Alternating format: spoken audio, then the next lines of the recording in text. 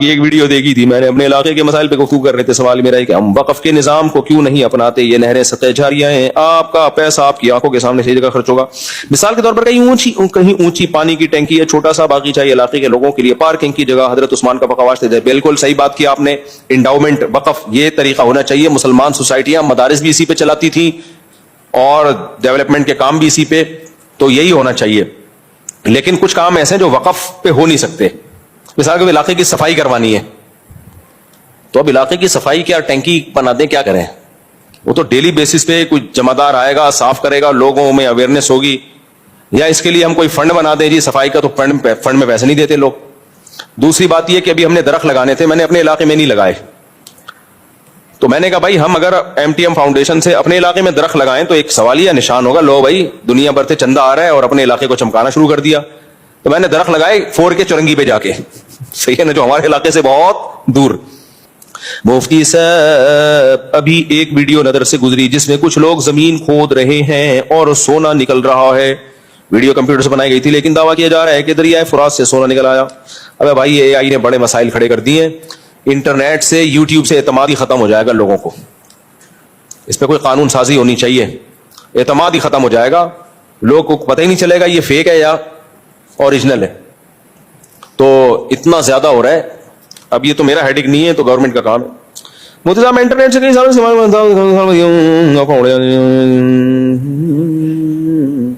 کل کو اگر کوئی ویڈیو بنا دے کہ امام مہدی آ گئے اور یہ دیکھیں افواج زمین میں دھس گئیں, تو ہر مسلمان کے لیے لازم ہوگا کہ ان کی مدد کرے. نہیں بھائی, کوئی لازم نہیں ہوگا, پہلے تحقیق کرے گا کہ آئے ہیں کہ نہیں آئے ہیں. اے آئی سے جعلی ویڈیوز بنتی ہیں لیکن آپ تحقیق بھی تو کر سکتے ہو نا. ایسا تھوڑی ہوتا ہے کہ تحقیق نہ کر سکو. اب میری کسی لڑکی کے ساتھ تصویریں آ رہی ہیں, آپ ہم سے پوچھ لو, ہم بتا دیں گے, بیان دے دیں گے بھائی نہیں ہمارا کوئی سے تعلق نہیں ہے. تو تحقیق کرنی پڑے گی آپ کو.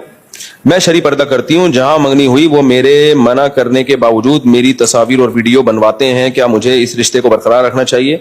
ان کو منع کریں, تصاویر مت بنائیں, لیکن اگر رشتہ اچھا ہے نا تو اس بیس پہ رشتے کا انکار نہ کریں, کیونکہ رشتے مارکیٹ سے شارٹ ہیں. غلط ہے پردے دار لڑکی کی تصویریں بنانا, لیکن لڑکیوں کے مسائل اتنے ہیں کہ آپ نے انکار کر دیا تو اگلا ایسا آئے گا جو آپ کو پردہ ہی نہیں کرنے دے گا. تو اس لیے اسلام کا بھی اصول ہے اور عقل بھی یہ کہتی ہے کہ بڑی مصیبت سے بچنے کے لیے چھوٹی مصیبت کو برداشت کیا جائے. جیسے بارات کا اسلام میں تصور نہیں ہے. اب لڑکی والے بعض دفعہ پخ لگا دیتے ہیں, بارات نہیں کریں گے, اس پہ لڑکا والے انکار کر دیتے ہیں. تو میں کہتا ہوں یار اتنی نوبت پہنچ رہی ہے تو کر لو بارات, کوئی حرام تھوڑی ہے.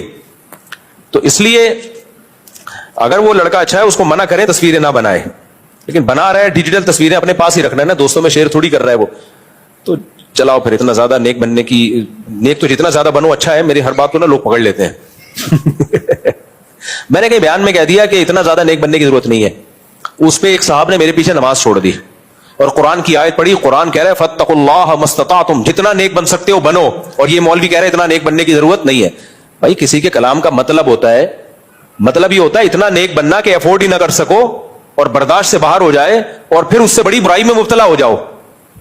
یہ مطلب ہے میرے کلام کا, کہ اتنا زیادہ نیک بننے لگے کہ وہ برداشت نہیں ہوا تو پھر یو ٹرن لیا تو بالکل ہی مارکیٹ سے. یعنی ایسے فاسق بعض لوگ ہوتے ہیں, اتنا زیادہ ان پہ تقوی کا وہ چڑھ جاتا ہے کہ پھر وہ برداشت نہیں کر پاتے. تھوڑے دن تک وہ چلیں گے صوفی بن کے, اس کے بعد وہ فرض نماز سے بھی گئے. یہ مطلب ہے, یہ مطلب نہیں ہے کہ نیک بننا غلط بات ہے. وہ تو جتنا نیک بنو اتنا اچھا ہے, لیکن افورڈ تو کرو اس کو. سمجھ رہے ہو کہ نہیں سمجھ رہے؟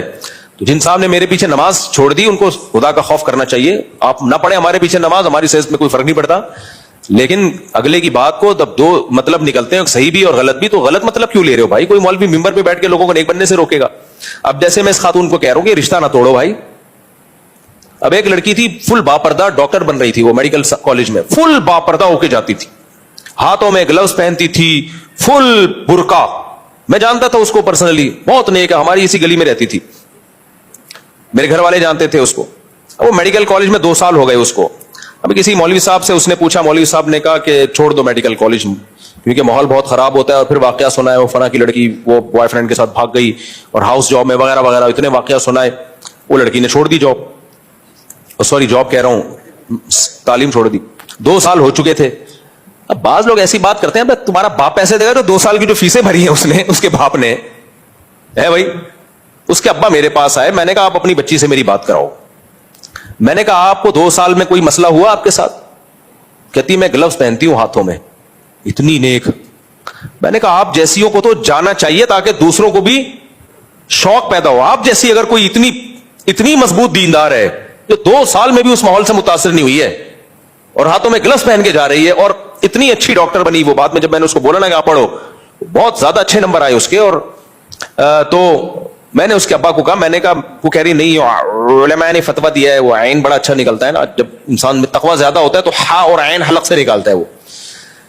میں نے کہا بھائی میں بھی مولانا ہوں, میں فتویٰ دے رہا ہوں آپ پڑھ لو. آپ جیسے لوگوں کے جانے سے ماحول اچھا ہوگا, کیونکہ بگڑنا ہوتا 2 سال بہت ہوتے ہیں بگڑنے کے لیے, اور آپ کے باپ کا 2 سال جو خرچہ ہوا ہے وہ تمہارا باپ دے گا.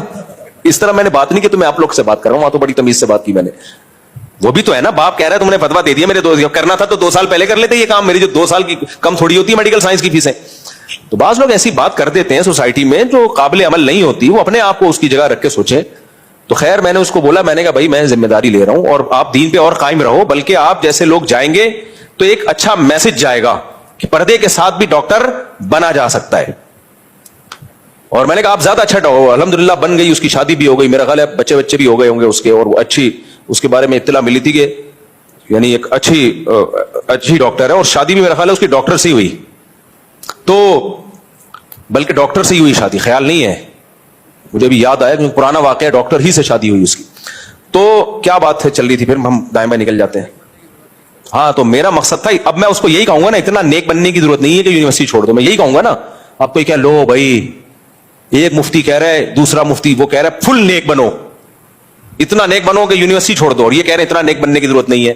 تو اس کا مطلب ہے, اتنا نیک بننے کا مطلب بہت نیک بنو, کہ نیکی کا یہ کانسیپٹ کہ ابا کے 2 سال کے پیسے برباد کر دو, یہ غلط ہو جائے گا.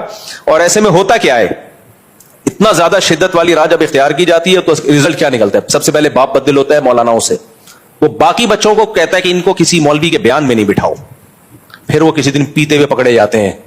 صحیح ہے نا, کیونکہ بیٹھتے نہیں تھے کسی بزرگ کے بیان میں, کیونکہ بزرگ ان کو وہ والا تقویٰ سکھا رہے ہیں جو سوسائٹی میں رائج ہی نہیں ہو سکتا. آگے پھر بچی کی جب شادی کا مسئلہ آئے گا تو بزرگ بھی شادی نہیں کر رہا ہوگا, آج کل بزرگ کو بھی ڈاکٹر چاہیے ہوتی ہے, ایجوکیٹڈ لڑکی چاہیے ہوتی ہے, گاؤں دیہات کا ہوگا, ریڑھی لگا رہا ہوگا, ٹماٹر بیچ رہا ہوگا, کہتا ہے لڑکی کم از کم ماسٹرز ہونی چاہیے. غلط ہے سوچ, یہ میں تو اس کا قائل نہیں ہوں, لیکن اس کا کھوپڑی تو آؤٹ ہے. پھر رشتوں میں پرابلم, بیسیوں قسم کے مسائل, پھر وہ لڑکی بھی ڈپریشن میں, بہت سارے مسائل ہیں. تو بھائی جو کچھ چیزیں بولنے کی حد تک ٹھیک ہوتی ہیں, لیکن جب امپلیمنٹ ہوتا ہے اس کا تو وہ سوسائٹی میں چلتی نہیں ہے. اسلام کا اصل حکم تو یہی ہے کہ عورت گھر کی 4 دیواری, اور تعلیم اس کو وہ دلاؤ جو اس کے فائدے کی ہے یا جس کی پبلک کو ضرورت ہے. ہر چیز خواتین کو سکھائی جا رہی ہے, یہ تو غلط ہے نا یار.